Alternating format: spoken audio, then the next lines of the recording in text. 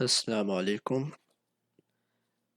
पिछली वीडियो सफ़र ताइफ में आप लोगों को एक ओवरव्यू दिखाया ताइफ शहर का। ताइफ शहर देखा हम लोगों ने। अब हम वहाँ से बीबी हलीमा की रिहाइश गाह पर चलते हैं और आप लोगों को दिखाते हैं वहाँ का हाल।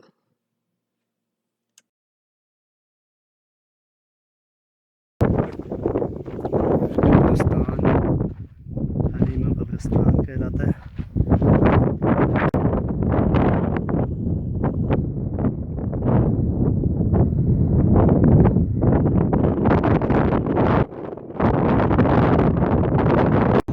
घर मुकम्मल तौर पे इन्होंने मसम्मात कर दिया, ऊपर मिट्टी डाल दी और रेत डाल दी।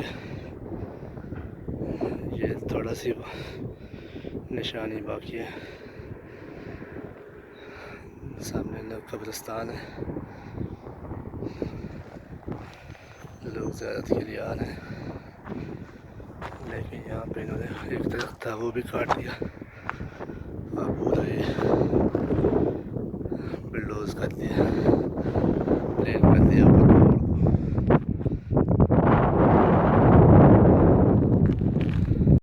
पहाड़ को। सल्ली अला मुहम्मद आलि मुहम्मद